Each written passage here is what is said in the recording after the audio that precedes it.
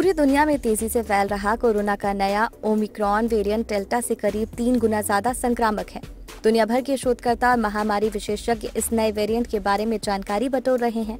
Experts कोविड-19 की बीमारी के खिलाफ इम्यून सिस्टम को सबसे मजबूत हथियार मानते हैं। एक हालिया स्टडी के मुताबिक वैक्सीनेशन के बाद कोविड-19 का इन्फेक्शन हमारे शरीर में सुपर इम्यूनिटी पैदा कर सकता है।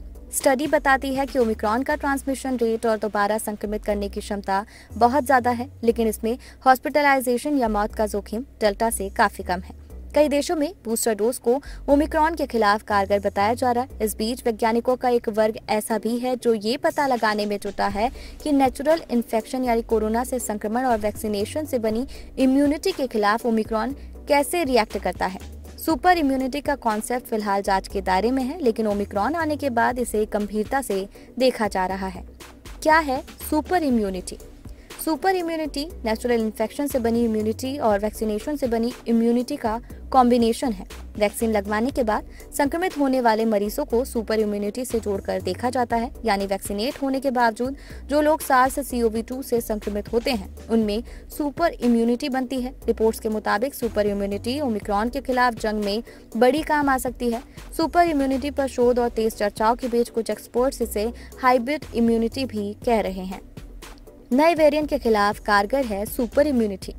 वायरोलॉजिस्ट शाहिद जमील कहते हैं कि किसी मरीज के खिलाफ से बचने की उम्मीद खून में सर्कुलेट होने वाली एंटीबॉडीज की संख्या और संक्रमण को बेअसर करने की क्षमता पर निर्भर करती है। इन एंटीबॉडीज को प्लाज्मा ब्लास्ट भी कहा जाता है। हालांकि जमील ये भी कहते हैं कि एंटीबॉडीज थोड़ी समय के लिए होती है और वक्त के साथ खत्म हो जाती है। SARS-CoV-2 जीनोमिक्स कंसोर्टिया के एडवाइजरी ग्रुप के पूर्व प्रमुख ने कहा, शरीर में एंटीबॉडी का स्तर समय के साथ गिरता है। हालांकि लंबे समय तक रहने वाले मेमोरी बी सेल्स अच्छी क्षमता वाले एंटीबॉडीज का प्रोडक्शन जारी रखते हैं। वैक्सीनेशन के बाद हुआ संक्रमण इस प्रक्रिया को बढ़ाता है। क्या नेचुरल इन्फेक्शन वैक्सीनेशन से ज्यादा इम्यूनिटी देता है?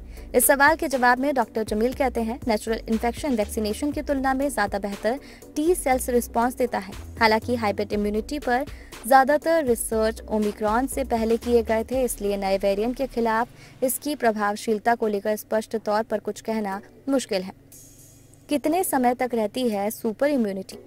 एक जरूरी सवाल ये भी है कि शरीर में सुपर इम्यूनिटी का असर कितने दिन तक रहता है। स्टडीज बताती है कि नेचुरल इन्फेक्शन के बाद हाइपरचार्ज एंटीबॉडीज समय के साथ कमजोर पड़ जाती है। जमील के मुताबिक नई रिसर्च में पाया गया है हाइब्रिड इम्यूनिटी भी वक्त के साथ कमजोर हो जाती है। हालांकि वैज्ञानिक ये भी मानते हैं कि हाइब्रिड इम्यूनिटी का असर अभी भी वैक्सीन के दोनों डोज लेने से ज्यादा अच्छा हो सकता है।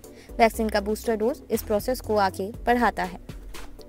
जाने माने वायरोलॉजिस्ट टी जैकब जॉन ने आउटलुक को दिए एक इंटरव्यू में कहा था कि भारत में हाइब्रिड इम्यूनिटी ओमिक्रॉन के प्रकोप से लोगों को बचा सकती है। जॉन ने कहा, मुझे लगता है हाइब्रिड इम्यूनिटी की वजह से भारत को कम नुकसान होगा।